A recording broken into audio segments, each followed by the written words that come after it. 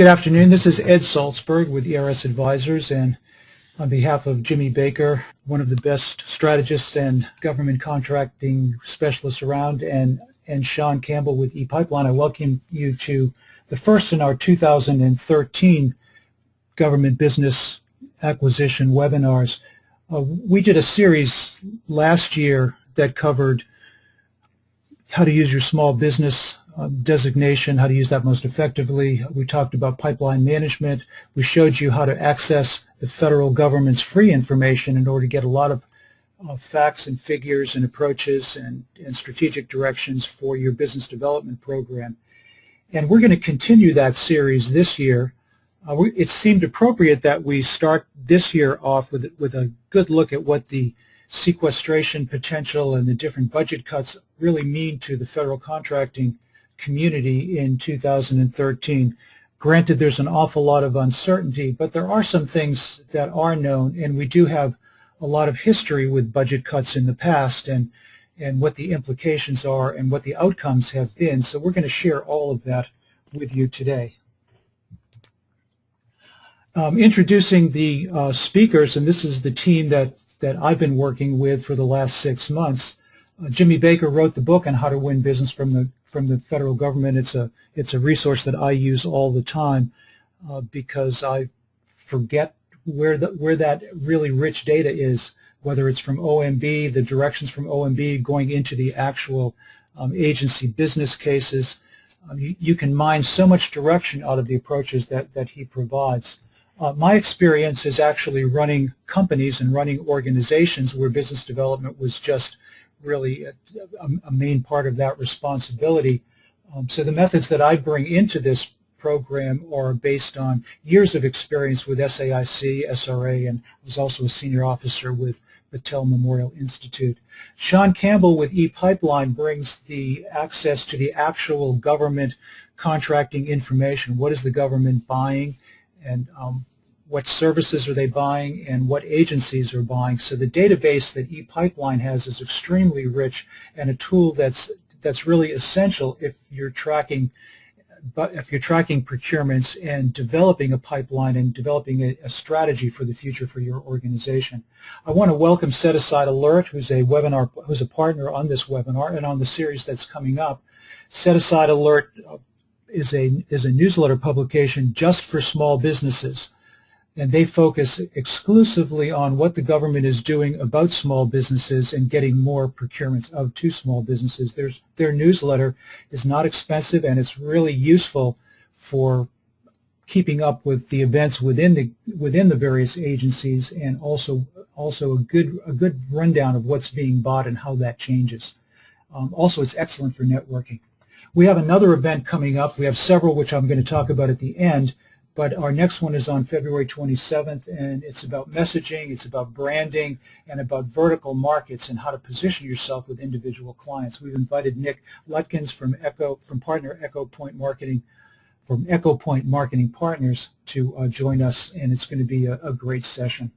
Yeah, and hey, Ed, this is Jimmy. I just wanted to chime in for everyone listening for next month. You know, a lot of us who went through business school, you're taught 15 to 30 traditional vertical markets, but frankly, what happens a lot of times and what we don't pay attention to is that the vertical markets in government are repeated through each of the different departments. And a lot of times a gap can occur between what marketing is doing to how it impacts sales. And we're going to kind of show you a technique to realign your messaging to make sure at the very bottom level that it resonates with what your customers' key issues are. And I think one of the things we're going to show you, and we're going to give you some case studies, is how companies have made mistake in a sense of drinking their own Kool-Aid and thinking that, oh, well, it must be this, and this is what we think is the market as a customer. But you really haven't spent the time understanding how it'll impact the verticals of government. And a lot of the data we're going to talk about today will actually play into what we're going to do next month. Great, thank you, Jimmy. And really, what you're really saying is you really got to get the answers from your clients and not make it up yourself. Overall. Yeah, well, a lot of times you can think that you are cutting edge or innovative or anything else, but when you go and view the government person with the problem, and as an independent consultant, I do that a lot. It's amazing how their perspective can change, and you ultimately might be selling to someone with the wrong message, and you tweak that. You can you can really change your results that you're getting in the marketplace. Great. Let me quickly run down what we're going to do today. We had talked about perhaps doing a session that included the recent tax law that was passed, but when we looked into it, in general, there was a lot of information that we could have talked about, but it was general in terms of what the tax implications are for government, for the business community, and not specific to contractors. So we shifted a little bit. We're going to talk about some proactive, some protective actions that you could take if you do have contracts now facing what the government may be doing with budget cuts. But we are going to come back to the recent Tax Act and bring an accountant in to talk about that, because it's more appropriate to do that in terms of what kind of new taxes you'll be facing, not just as contractors but as businesses overall. And we'll slip that into the webinar sessions that are coming up. Let me also just comment again and then jump in. For everyone listening, Ed and I spent hours this weekend going through all the data for the American Tax Relief Act. And I mean, hey, we're all going to have higher taxes, and one of the things we thought would be appropriate to do, and anyone that's in business for themselves, whether you're a large corporation or a small business like me, you want to make sure that you have a good CPA. I use Flynn Accounting out of Montgomery Village, Maryland, and I would be, dead without them. But there is so much changing with the tax rules and laws. And what we decided to do is after tax season, we're going to bring an expert back in and give a better detailed account rather than have us rehash some of the known things about the act. So Ed, right, and that will keep us talking about the things that we really know well, not the accounting practices, but how to go win work with the federal government. Sean is going to talk about the 2013 procurement landscape, specifically what's being bought, and then just based on what Sean and I talk about, Jimmy's going to take that information and take a really close look at what that means in terms of the 2013 and 2014 budgets, and we'll go back. We'll go over a little. We'll give you a complete list of what our webinars are that are coming up. We've got a few free offers for you, and we're going to just run these through right in the beginning. In the last webinar, I made a special offer to take my Pipeline Manager for small businesses, which is a data management system to control the pipeline, and also wrap that in with my training course and just sell it for the training, for the cost of the training course. And I let 10 of those go as a bundle in the last session, and I'm willing to do that again in this session. If you're the first 10 that go to webinar specials at ersadvisors.com, I'm essentially giving that package away. And you have a money-back guarantee. If you don't like it, I'll just refund your money on it. Jimmy is making an offer with his book that if you go to Amazon and buy the book, either the Kindle or the paperback edition, and send him the receipt, he'll give you a 30-minute consultation about your company, how you're positioned, and whether you've got the right information. It's 30 minutes of free time, really well spent. ePipeline will offer a one-on-one WebEx meeting with you to just show you how to use that tool, but really more importantly, you'll get a chance to see what the landscape really looks like in the NAICS codes and the keywords and the services that you have, and also a 20% discount to ePipeline, which is already a very cost-effective business intelligence service, probably the best return on investment that you can make here. So here's what we're going to do. I'll talk for a few minutes about actions you can take if you're facing some budget cuts, what to expect. We'll go over the landscape and then how to use that information to research the opportunities for your organization. Well, if sequestration were to go through, we've got a $1.2 trillion in reductions that are supposed to take place, which means on average $120 billion a year in 2013. That's been pushed out from early January to March 27th. But when that measure expires, if the sequestration does go through, I'm just pulling some headlines up here about what some of the agencies think. The Air Force thinks they're going to means a lot less of everything. Pentagon orders planning for civilian furloughs. OMB agencies have come out. OMB has come out with a memo with advice to agencies, and I'm going to go over that quickly just to show you what they're saying to their constituencies, the agencies. So this is from Jeff Zentz. It just came out on the 14th, and he's the acting OMB director. And I've just highlighted in red what I think are the words that are really important to government contractors. So the direction is to use flexibility to reduce operational costs, and that would mean on-site contracting. That would be management of laboratories, management of buildings, and everything that they can get rid of that is not going to affect their core mission. And this is the worst case. Identify and address operational changes more along the same lines.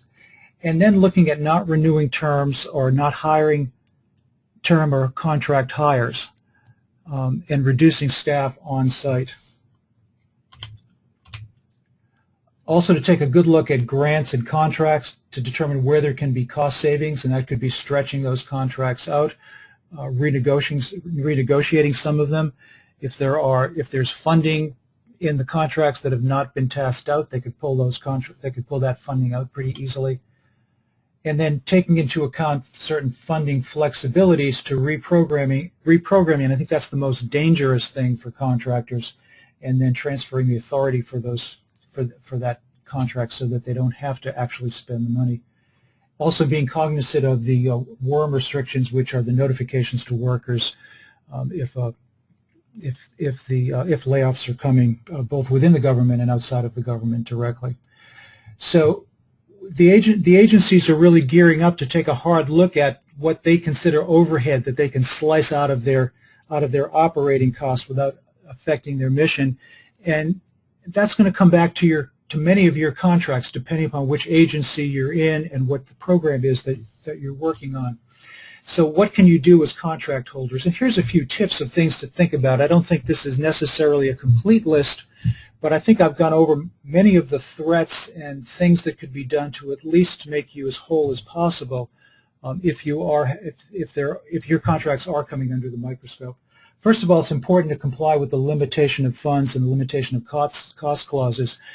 In a robust, in a well-funded environment, it's very easy to work at risk because you know the money is there, your client knows the money is there, and it's just procedural getting that funding. So you might have your staff continue even though you don't have the paperwork in hand. I think that's really dangerous in this climate. I think you want to make sure if you are working at risk that you've absolutely got an agreement that it's only procedural and that you've not taken on that risk yourself. And when push comes to shove, it could be your company and not the program manager that really is going to feel the pain there. Practice better change management, which means document everything. The earlier you start to document a change in the requirement, the more likely it is that you're going to be able to get funded for that change. But still, don't take it so far that you're working at risk, and also don't assume that you're going to get a settlement, which has been very often the case in the past. If the scope changes and you adjust to that scope change and go in for a change order, you've got a high likelihood of getting it, but I think that's going to come under a lot more scrutiny because the government can now get money out of that contract because of something the contractor has done, not something the government has done. And I think it's always good to be a good consultant. Try to get on their side and make constructive recommendations that are going to reduce the pain on both sides. Your compliance systems are really important, and in terms of your indirect expenses, you don't want to be in a position where you're going to have some things that are potentially unallowable. I'd be looking at travel very carefully, meals, benefits to staff that might be unusual. I think anything that does look a little unusual in your indirect accounts are really ripe for being disallowed. And hey Ed, yes, I wanted to comment on one of the bullets too that I just wanted to highlight to everyone listening. We're going to show you later where Ed's giving you a high level of the rhetoric in here, and Ed spent a long time doing capture and winning a lot of business. I'm on the other end of door knocking and researching and other things, but this part here about be a good consultant, we're going to show you later in the presentation when they're talking about things like doing more with less, taking advantage of an IT investment, we're actually going to show you the government's own language and how they report back what a success is. So there's a lot of truth to that. I know it's just kind of a headline in there, but this all kind of stems from a lot of details in the documents that we've been reading. Great, good point. I've only got a couple more, and so let me just quickly get through those. Award fees, the government is moving away from award fees, but to the extent that you still have them, document your successes early. Any QC actions that you take are really important. Those are really justification for a higher award. Anything that you do know about that is a problem, fix them early. Don't let them linger. You want to defend against any zero-based award fee evaluations. You don't want them to start at zero, and then you really are having a big uphill battle to get any part of that award fee.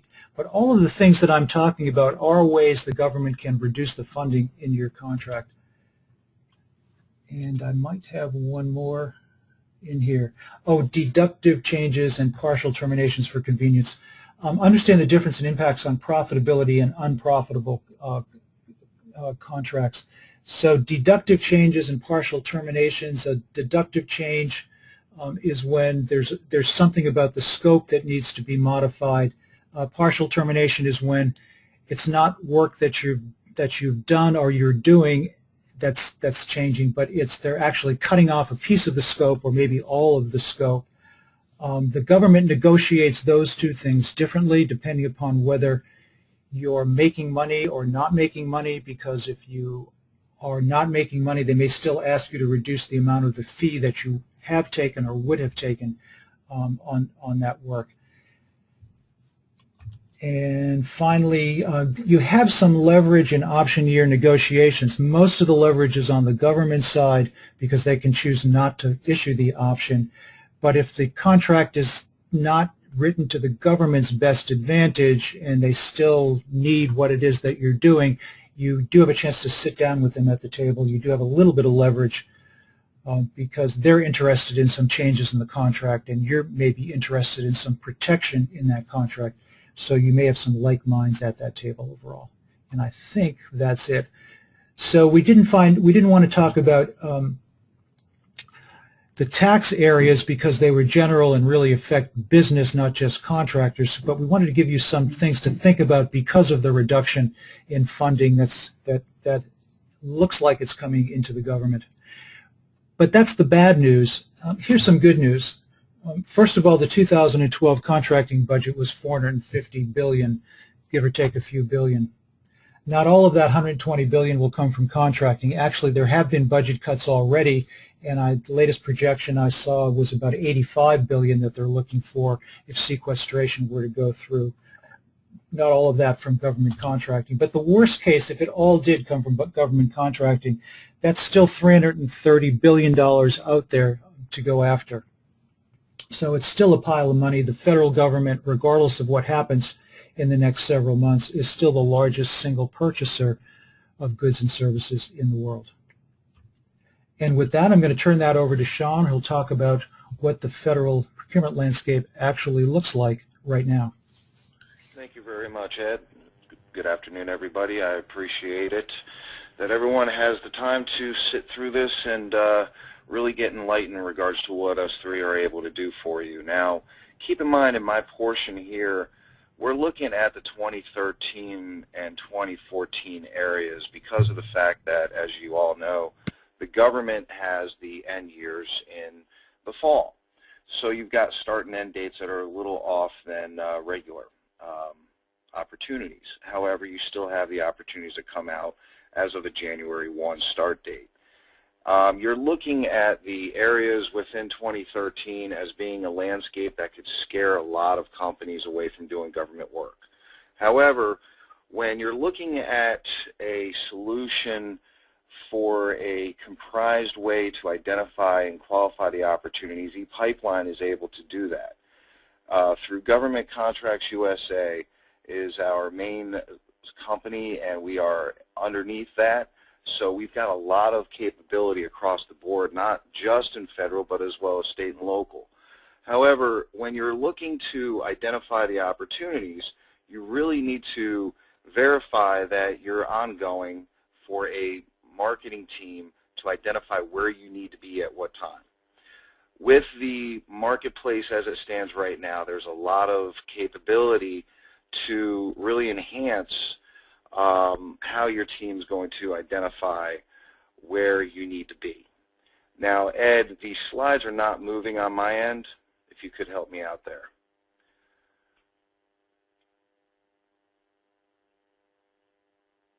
Now, as we wait for the slide to change, we're looking at a next slide here, the federal spending profile. I chose this because of the fact that you're looking backwards from 2000 all the way out to 2017. A lot of companies out there that I've spoken with over the years have been really a little bit scared of the future because of what they hear in the news, what they hear out there in the market, and how it's impacting their teams because they're not going in the right areas. There's always going to be growth. The U.S. government is the largest spender, so there's always going to be work that you can go after. Though this year you've got a flat rate coming out, and of course you've got the cuts left and right. However, if you know how to identify where they're trimming the fat and be able to look outward, you're going to be able to find the work that you and your team really want to go after on a regular basis. And keep in mind, we're going to be going through this as a caption shot from information that our research capabilities within ePipeline Solutions are able to do for you and your team. This one here is the largest DoD funding sources. Now keep in mind, I chose DoD only right now for this capability and webinar because of the fact that if I pulled up everything, it would be so much. And a lot of people keep looking at the years as they go forward. In 2009, you've got 142, dropping down to 126 in 2011. Now you're looking in billions. And right now, as of 2012, you're looking at 45. So you're dropping a lot just in the Army, as an example. However, if you're looking at the current year so far, and remember, we're looking from October until now, there's 36. So that's a huge increase in just a few months of the fiscal year for 2013.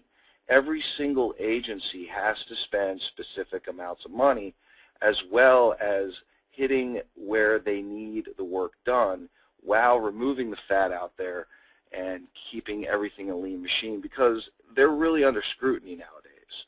And they really need to verify where the money's going, how it's being spent, and of course you and your team are really trying to capture what would work for you the best.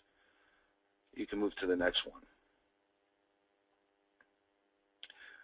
This one here will give you the list of a NAICS code list of the largest winners for NAICS within the government over the last few years as well.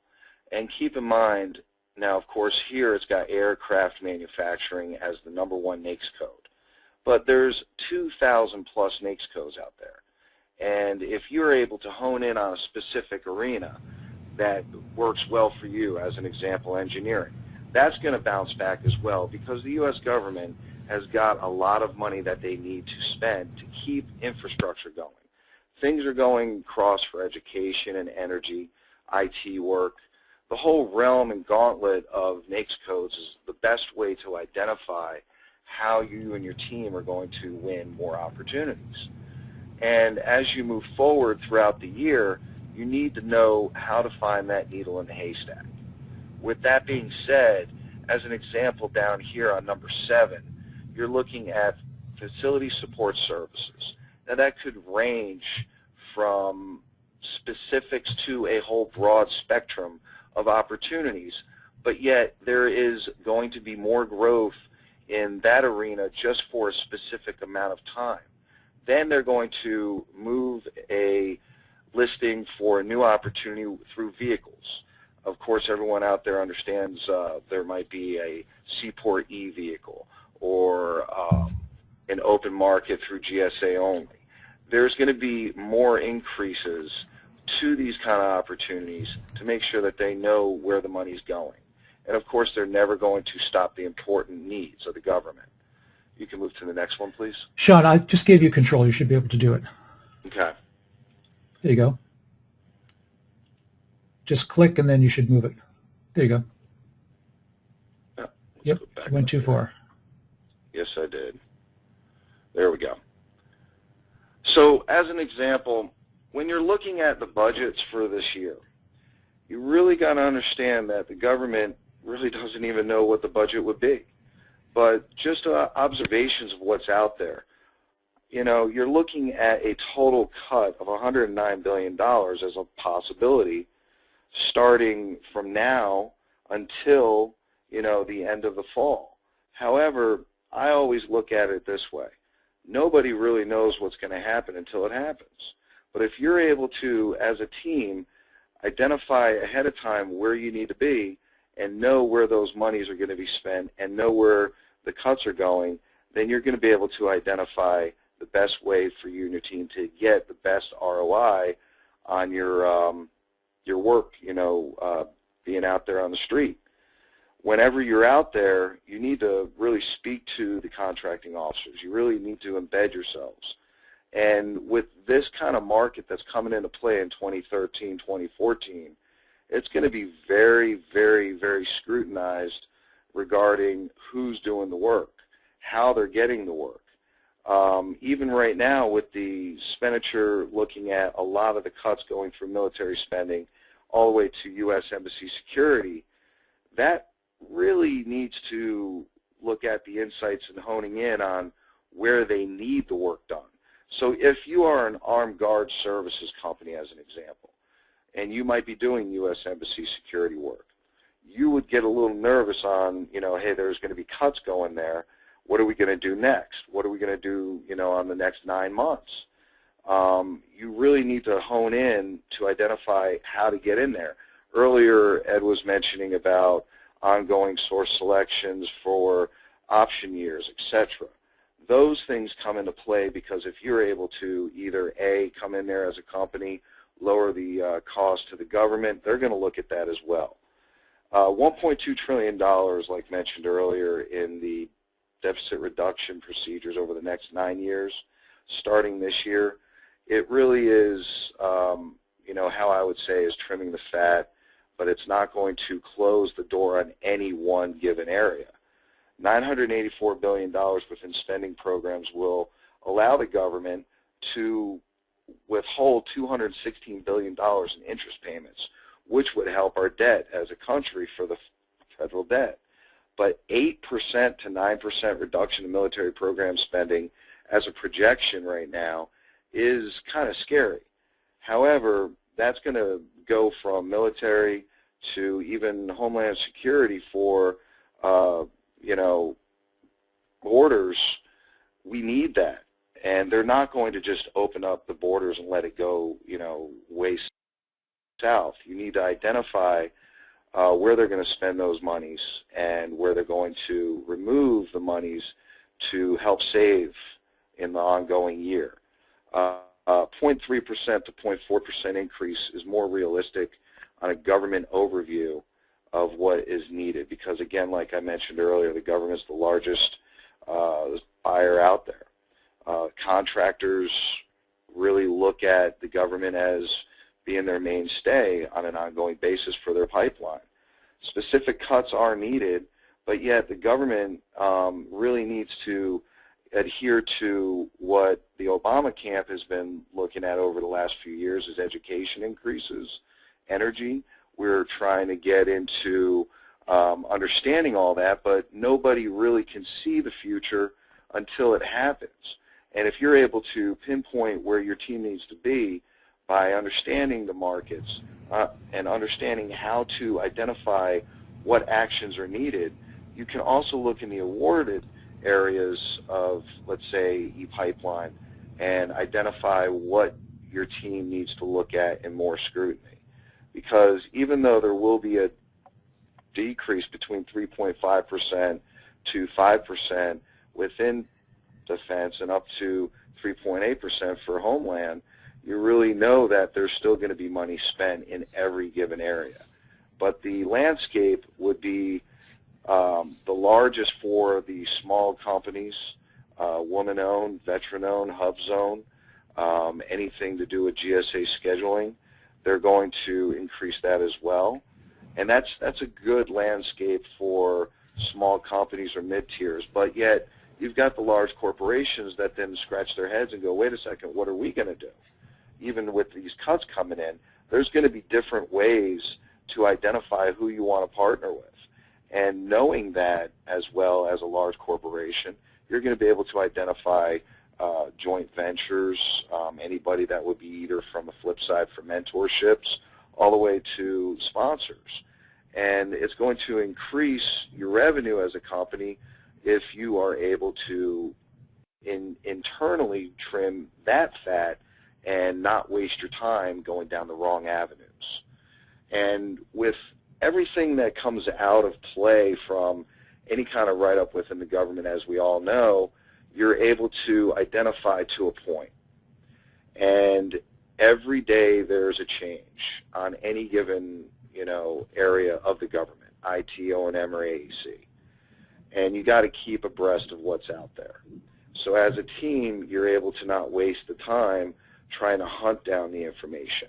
You're allowing information to get embedded into a resource like ePipeline to identify and qualify the opportunities, get the alerts, the notifications, work with research within the company, and then that way it's going to be able to allow you and your team to kick back and really see how this whole adventure comes to play in 2013, 2014. But don't stop there, because you always want to look further than that. There's always going to be the increases, like my slide on 2017. You're identifying things way far out there as well. So other than the quick push opportunities, a lot of people can go to FBO. It's free. However, you've got that sleight of hand of 90 days or less. You're really needing to know what's really coming down the pipe. And from that viewpoint, you're able to grow without worry. Well, and hey, Sean, one of the things I wanted to chime in for everyone listening is that I've worked with Sean for over a decade in referring clients into him, and I want you all to realize, too, that the data we're throwing up here, we just didn't randomly get this. This is a lot of prep, and one of the great things when you're working with ePipeline is that they will break down this data and work with you to get it to where you want. So these last few slides, Sean, Ed, and I, over the weekend and last week, we must have gotten on the phone 5 or 6 times just crunching it, and we would go to Sean, okay, we want ePipeline to tell us A, B, C, and D, and they'd come back and crunch it down. So there's a lot of having that predictive analytic in there where they can let you know that is really useful when you're looking at figuring out how to forecast and move through this market. Mm-hmm. Yeah, the really good thing too is as an end user, you're able to have all this information at your fingertips.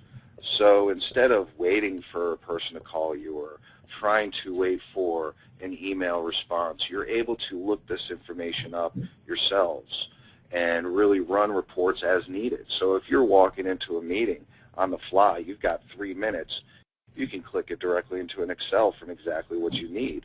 And then from there, you're able to know where you need to go.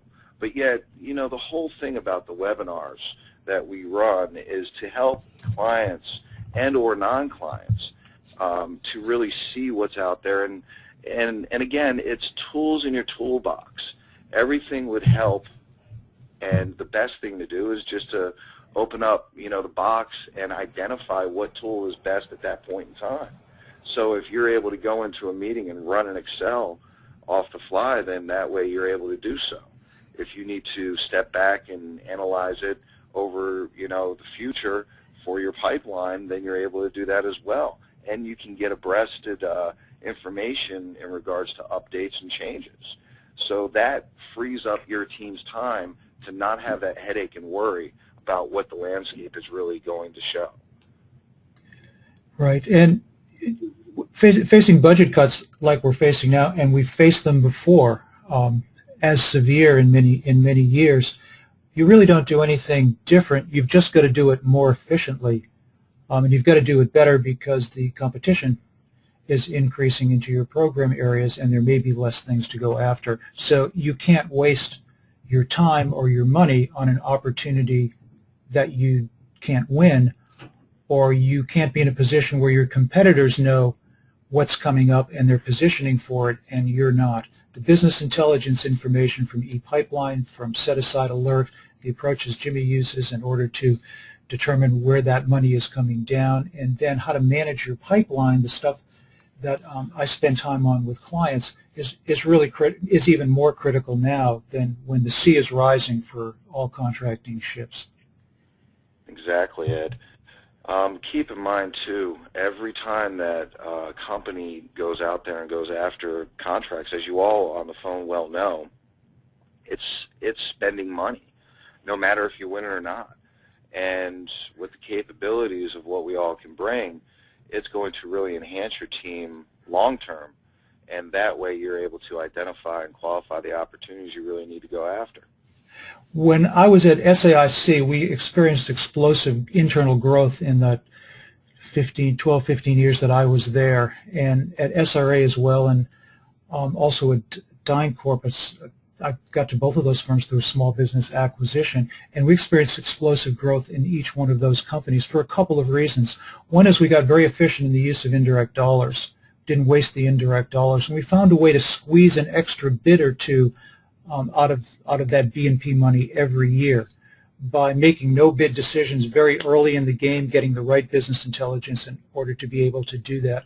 And in many ways, that's what separates the firms that do really well in this business from the ones that lope along. If your win rate is only 30% and you can get to 50%, that's a huge increase in your revenue growth rate. And using the kinds of tools we're talking about really does help you do that. Let's move on to Jimmy's section, because now that we've talked about what that landscape looks like, now let's specifically look at the budget itself and see what kind of insights we can take away here that will really give you some actions you could take after this session. Okay, thank you. Can you pass that over to me to drive? I would be pleased to do that.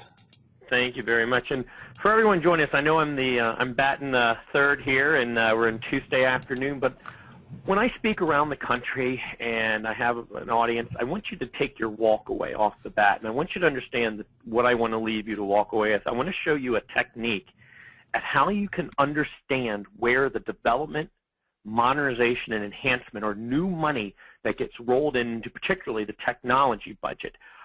There's some amazing things that are going to be happening this year. So your two walkaways at the end of this from hearing me speak is there's going to be some rhetoric that you've got to be able to pick up out of this to go back when you're making your business case to the government for all your sales and BD and marketing folks.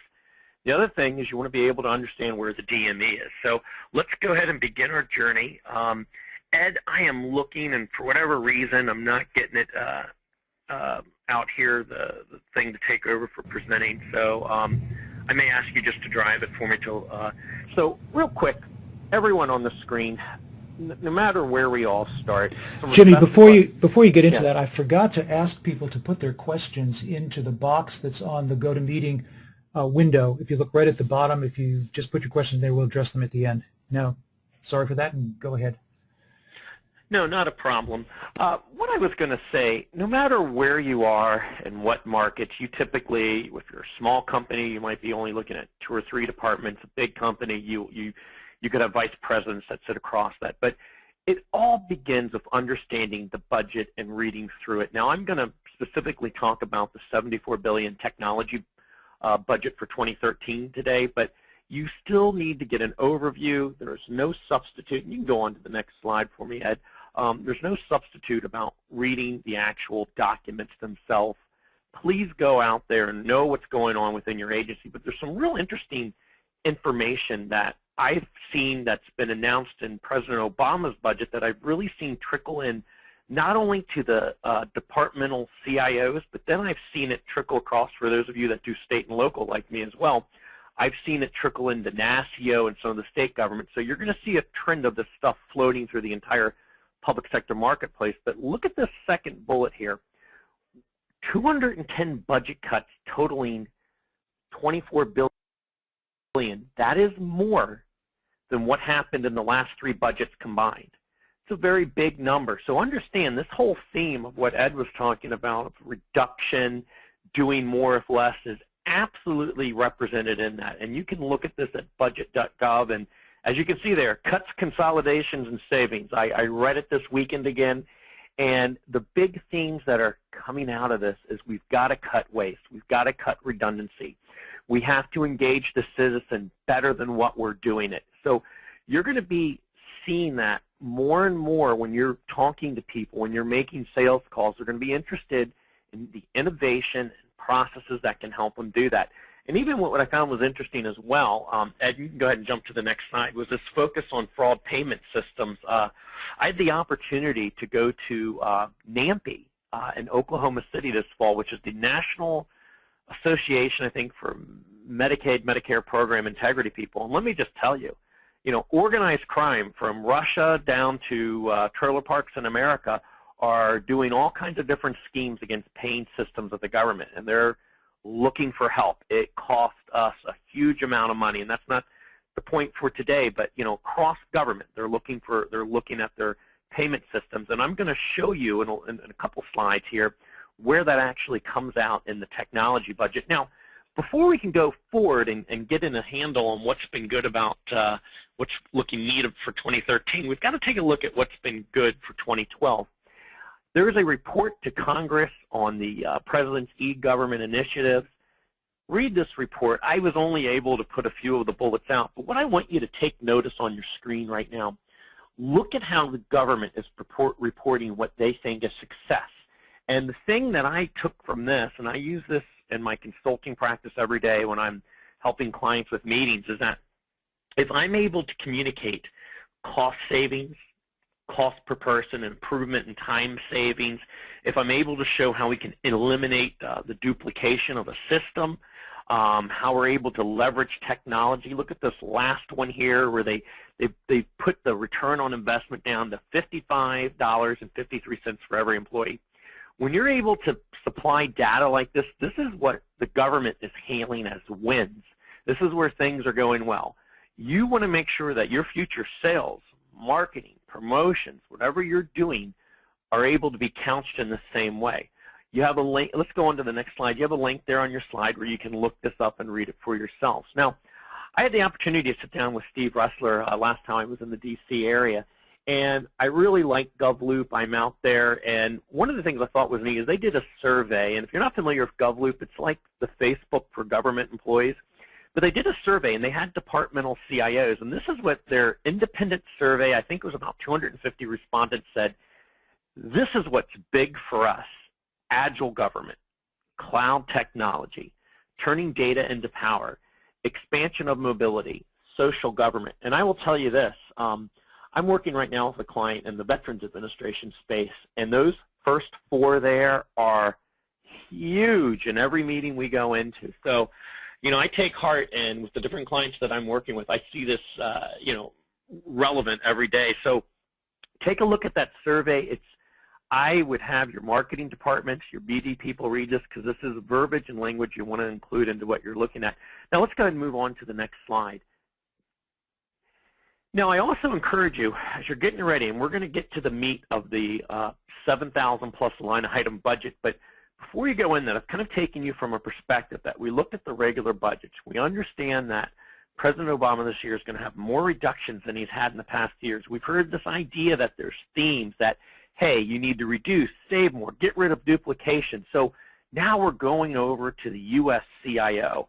And again, go out on CIO.gov, read his presentation for yourselves. But you can see here some of the things that we've talked about. From cybersecurity to mobile to driving efficiency to innovation, this is what the government is focused on. And if you're not communicating to them this way, it's going to be hard for them to understand what you offer them, because from the top down, this is what the government is seeing as priority. There's a link there where you can go out and read this presentation yourself. Next slide, please.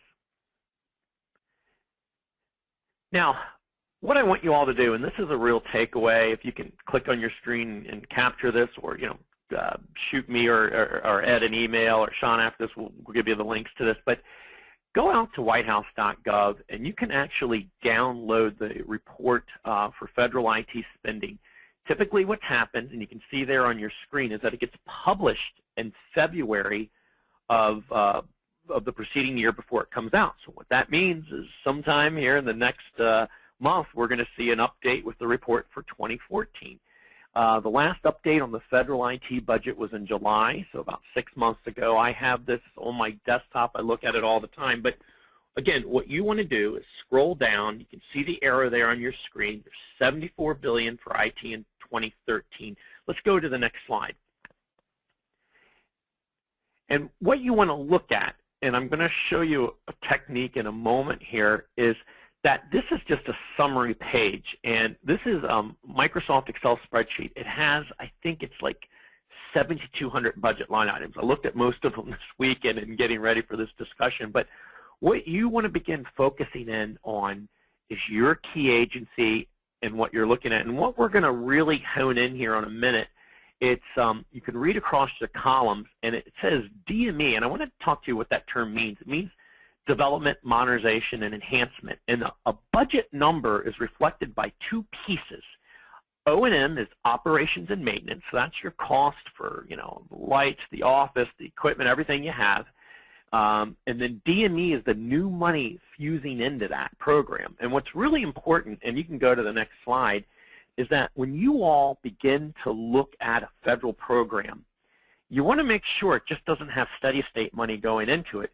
You want to make sure that it has new money. So one of the many questions I ask contracting officers when I speak to them is, has this been funded? Is the DME this? And some people know, some don't. Now, what I did this weekend is I went through there it is, 7,272 budget line items. And what I was looking for where the government had an investment of over 10% in their entire budget in different technologies. Like I said, for an event like we're doing now, it's really hard to bring the magnitude of this. I do a lot of go-to-market research analysis for clients where I'll skin an agency, the specific budget to them, and wrap it up. But these are the big things. I'm not going to read. I'm only going to read a few of them. I want you to read it yourself, but this is literally right out of the budget. So again, if you're a technology company, this is what your customer is buying this year, because there's 7,272 budget line items that say it. So we've heard these themes of mobile, citizen kind of come through, but when you look here, their major investments are going into these areas that I have bulleted on your screen. If you'll go ahead to the next slide for me, Ed. Now, what you have to really start thinking about is we're not looking at the overall program value. Again, I can say a program is $40 million a year, but if it doesn't have new money coming into it, it might be the situation where it's already contracted, someone's doing it. So I'm always looking at where the new money's coming in. As you can tell, I was only able to get I started with the Department of Agriculture and made it down to Homeland Security. I just kind of started at the top, but look at where some of these large, and again, this is not the full budget. This is the DME, the new money that's coming in. Look at some of these defense programs. Look at some of the stuff that's happening in agriculture and census, and you can read this on your screen. But again, the government's saying we're looking for innovation. We're looking to not duplicate. We're looking to save money. And then I just showed you where some of those areas are. And now we're kind of backing up with the numbers. And again, you have the tools that I've given you. You can go and read these things for yourself. But I would be taking note very seriously at where these new investments are. Now, what I want to show you next, if you go to the next slide, is a technique that you can do for yourself. So here's what you want to do. You download the IT budget. I want you to highlight column K on this spreadsheet, which is for the DME for the current budget year. DME, it doesn't mean durable medical equipment. It's development, modernization, and enhancement. It's new money. And start looking at the programs in your target agency that makes sense for you to invest in. What I would do, just as a tactic, I would make a short list of what your company does. I would use the Control F or Command F feature on your computer, and I would start looking at where the budget reflects what we're doing, and you can actually go to the line. So if you're a mobile application companies, if you do Agile, if you do integration, systems engineering, technical systems, whatever it is that you do, you find those words in the budget, and then you can make a case. Wow, do they have a big DME investment in this? Is it a new program? What are the kinds of things you can do? And what we'll do, if you'll go to the next slide for me, Ed, what we're going to do in subsequent events for you all, as you remember from last year, we did a lot of case studies. We showed you how to take the budget data and read the business cases and move into some of these areas. And we'll be doing that throughout this year in our speaking series. But we thought it was important today, you know, from what Ed was talking about to Sean to me, is to give you an idea of what your marketplace is looking for this year. With that, I'm going to hand things back over to Ed, and he's going to talk a little bit more about our next webinar, which is February 27th. Ed? Right. Thank you, Jimmy. You always make that so clear and sound so easy to go in and find the right information. And the fact of the matter is, this is not the rocket science part of the business. The tough part of the business is the work that you actually do for the client. The easier part in many ways is the business acquisition part. What it takes, though, is discipline, the disciplined approach to the way Jimmy approaches the budgets and gets the right information, a disciplined business intelligence program, and knowing how to use that application like ePipeline, and then what you do with all of that information so you're managing the pipeline to meet financial goals and not wasting any money. It's just about discipline. Our series is really a great series coming up. We've given you today a view of what we think the budget is going to be looking like, and of course we don't know exactly, but I think one thing you want to take away from it is that it's not going away. It's still the major place to be looking, and there are new starts within the government, and there's new shifts of money to places like modernization, like cloud, like mobile data sharing, like social media. And those are the things to pay attention to on the IT side. On the non-IT side, we're going to see more about advanced energy. I think climate is going to be a big issue across the government. It's going to have to be. The threats there are real. The National Climate Assessment, the government's main every 4-year report, just came out. It's an amazing report about what the status of the infrastructure is in this country and the threats from climate and the solutions that are necessary, and really what we're not doing there. There's great opportunity within the government, even in a flat or a shrinking budget. We're going to be looking at the GSA schedules. Jennifer Schaus is going to work with us. She's a real expert on how to make money with your GSA schedules. There's 80,000 firms that have schedules. Only about 10% ever get any work on it. She'll show you what to do about it. The messaging webinar, messaging verticals, I think will really be an enlightening webinar for all of you. We'll really be talking about the messages you have to get into those clients and separating fact from fiction. And then we're going to get back onto case studies of individual agencies and tell you what's happening in those agencies, both from an IT and a non-IT standpoint, so you'll be better prepared to market those agencies if you're not in them and expand if you are already. You can register, you can get to the registration either at the Public Sector Technology page or on the homepage of my website as well. And I think with that, we have gotten to the end of the session.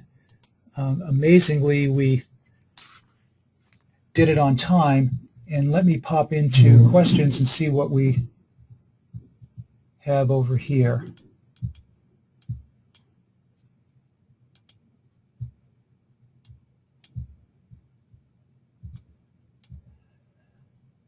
Oh, there's a bunch of them. I need to back up.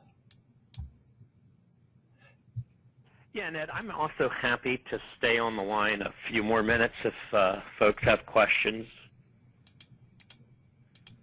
Somebody asked if we'll get a copy of the presentation. Yes, we'll get that out to you right after this session. And there'll also be a recording that will be posted, and you'll get an email about that too. We'll hope to get that up in the next day or so. What do you see as the budgetary impact for the independent federal agencies given the potential sequestration action at the end of March 2013? That could have been an early question. We kind of addressed that, I think, as best we can. Any summary comments from either of you? No, that's really more your bailiwick, Ed, on that. Not much more than what we went over in the slides. Okay, just got to pay attention to where the high priorities are. Can we get a copy of the presentation?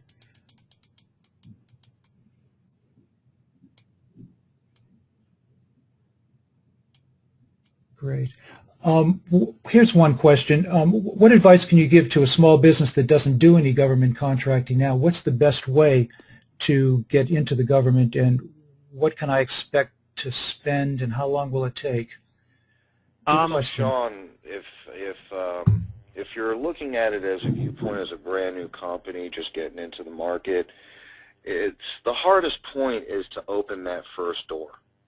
Once you get your foot through that first door and start to prove yourself as a company, it's going to just get easier. It's like the snowball effect. As long as you're doing a good job and you keep a foreground view of what's coming up.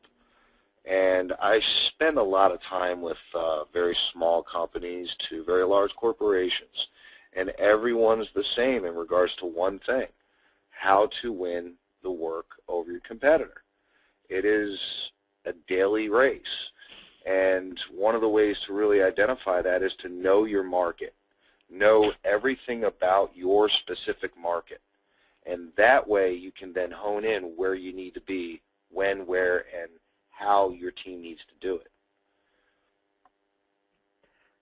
Hey, Ed, I want to take a stab at that question too. If you're looking to invest in this market, I think one of the biggest mistakes that you can make is go hire a bunch of people around the DC Beltway and focus in. I think before you even get to that, I think you have to understand, what is it that you're doing in the commercial world that the government would want to buy. And remember, we're going to talk more next month, but there are about 30 different vertical markets in the government. Is it logistics? Is it transportation?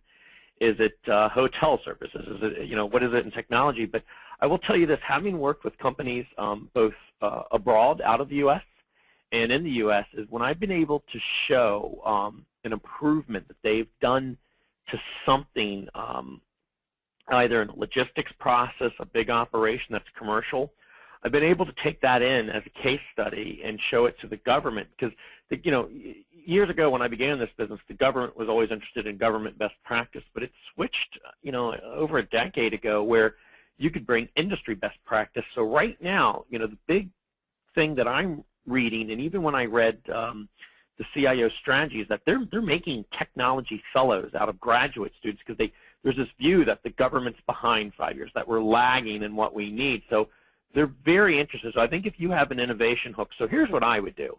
I would, and I say this facetiously, I would buy a good book on the market about winning government business. I'd maybe hire some good consultants, but all joking aside, like Sean said, do some research. You've got enough tools here where you can look at where the numbers are, and you can figure out which agency it is, and then begin figuring out where you need to call. But when you make that business case to them, when you show to them, you can use the information, and I've done this with federal CIOs. I've showed them examples with Harley-Davidson or Campbell Soup from a company where they've showed an improvement, and we've been able to relate that to a similar government operation, and it bodes very well.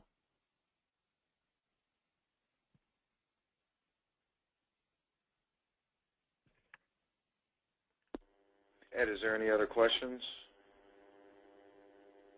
Jimmy, I think you make a good point that it's the specialty capabilities that really do get you in as if you're small business first of all, or if it's your first time with trying to market the government.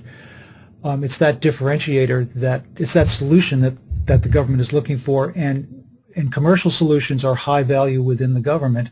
And you're right, it didn't used to be the case overall, but it's also not quick.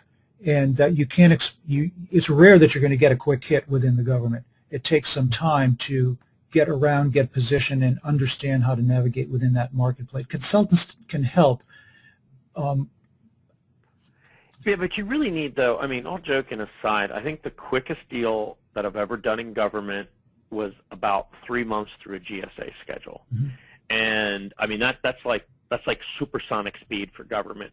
Realistically, deals are 9 to 18 months minimal, and there's a lot that goes into it. And the other thing I would tell that the person asking the question is that you're really hitting the market at a good spot right now. Because think about it, right after Dr. King's Day and the new budget gets in, you'll start seeing government dollars released, and you're going to see an activity, as Sean was mentioning. The government fiscal year ends October 1 of 2013. So you've got this period right now, for, the next 8 and 9 months, where the government's going to be buying things. But I would say it's an investment. It's just because of how the procurement cycle works. And there's some, you might need to, let me just segue for a minute. You also might look at, when you do your analysis on the departments that you want to go into, you might realize that they buy from only certain, government-wide acquisition vehicles, and you may have to go join a team and then drive the work through that vehicle. So there's a lot of depends on the timelines. But even when you're hiring folks with relationships, I think, unless it's a very rare situation, if it's a services business, product's a little bit different. But a services, I'd say you're going to have some investment in the market before you see a return back on it. And then also, if you're a small company, you should also rationalize what your possible economic indicators could be as a certification within the government. Hence, veteran-owned, woman-owned, hub zone, all those come into play, and that's important for you to understand that as well. And I think, Sean, you had pointed out that it really does look like a good time for small businesses. The government has been shifting towards small businesses. They're shifting even faster now. Some of the changes in the regulation to the Small Business Act that in some ways forces things into the small business community if there are 2 or more competitors. I think if you're a small business, and even if you're new to the government, this is a good time to be a small business and be a government contractor. Absolutely. A lot of people get scared when they're starting out with the big door, but again, I've knocked it down in the past myself, and it works well. Yes, and going to conferences to meet some of the staff at the agency is critical as well. Many of the conferences are free. They're generally up on the agency websites, and it's a great way to get smart on who's who within that agency and within that program for not a lot of money. And Ed, I will tell you, I've worked for a startup 8A that literally had commercial experience, and it was a good year for us in doing that. And I was the business development director, proposal writer, and marketing guy all in one place, and it definitely takes some effort. Right. And you just have to understand the difference between the cadence of work and the life cycle of marketing to projects in the commercial sector versus the government sector. Okay, that's the last question. All of the questions, the other questions are all about, are you going to send the package out? Is the webinar recorded? It was great information. I want to watch it again, and I want my colleagues to watch it. So I appreciate all of those comments. And we will get the PowerPoint out to you right after this session, and we'll get the recording up within a day, and you'll all be alerted to where that is. So from Jimmy, Sean, and I, thank you for sitting through this whole hour, and I do invite you to sign up for one of our other webinars. They're all free. They'll be packed with information. We think you'll learn a lot. And if you're interested in any of these agencies, please come and tell your colleagues. And if there are other agencies or other topics that you'd like us to address, please zip one of us a line, and we'd be pleased to get it on the agenda. So thank you very much, and I hope to see you in our next session.